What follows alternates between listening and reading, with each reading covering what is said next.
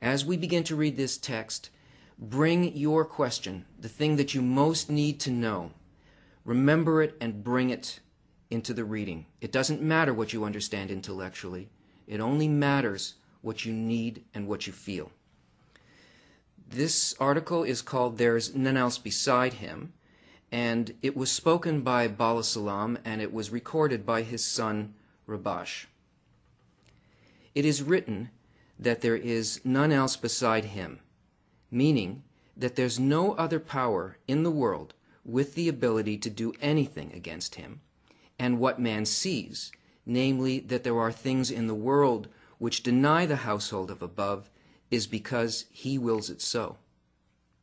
In other words, it is purposely built that we see a system that we feel that there are good and bad events.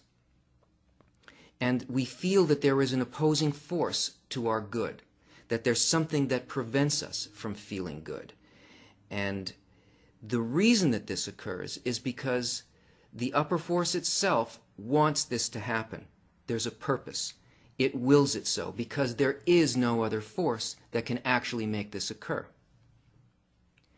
And it is deemed a correction called the left rejects and the right adducts, meaning that that which the left rejects is considered correction. This means that there are things in the world which from the beginning aim to divert a person from the right way, and they reject him from holiness.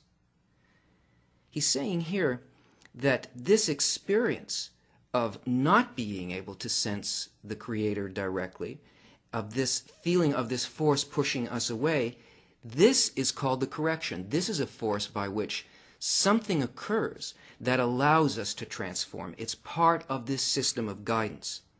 And it's called that the left rejects, that is, pushes away, and the right adducts, draws closer to the Creator. We're speaking here about a person who wishes to feel the Creator, not just the normal events of life, even though they're structured the same way because all of the levels of nature work by exactly the same principle.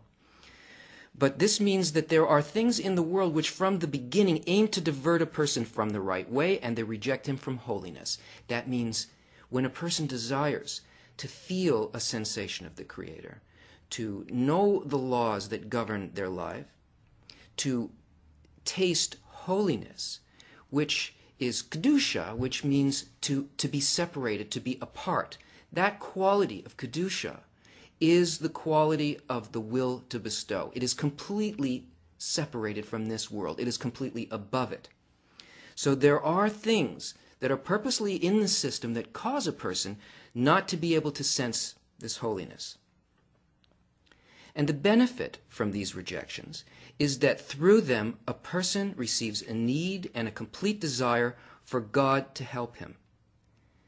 This pushing away, once there is a desire, once there is an intention to know the Creator, this pushing away does what we have seen in the whole system of nature.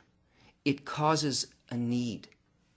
It means that there's a specific need that is being built, not a need for this or that thing, for cars, for wealth, for food, for sex, for knowledge, for power. No, it's building a particular need.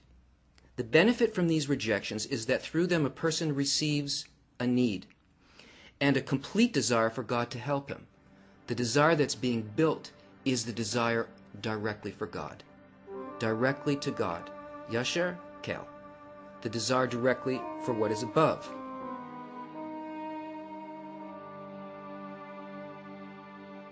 Since he sees that otherwise he's lost. In other words, they need a connection with the higher force that guides everything.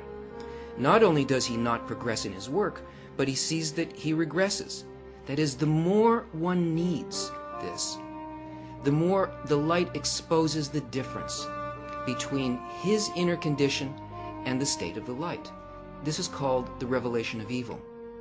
What do we need this for? We need this because this is our means of measurement. It's by the contrast that we know something.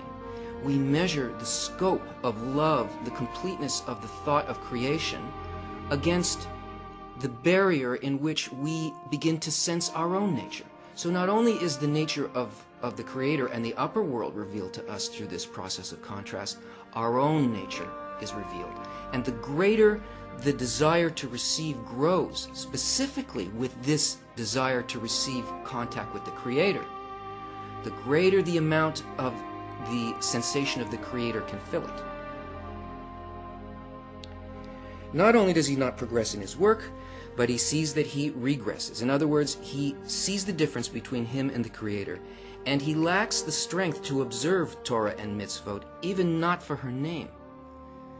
That is, a person feels that not only can they not sense the Creator directly, but they can't even fool themselves that they're doing it for any reason in order to reach the Creator. They feel the greatest degree of difference, but this is a blessing because it's by the expansion of the will to receive and its correction that we actually progress. That only genuinely overcoming all of the obstacles above reason, he can observe Torah and mitzvot.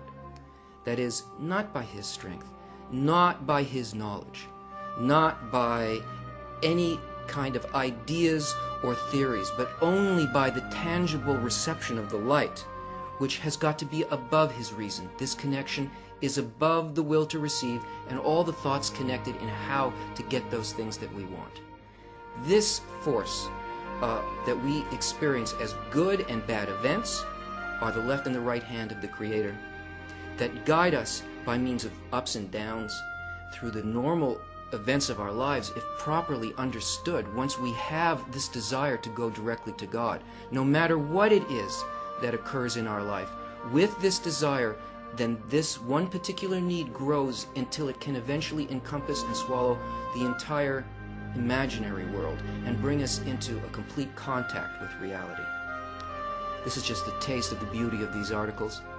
We will continue our discovery of what exists within these articles and within Kabbalah.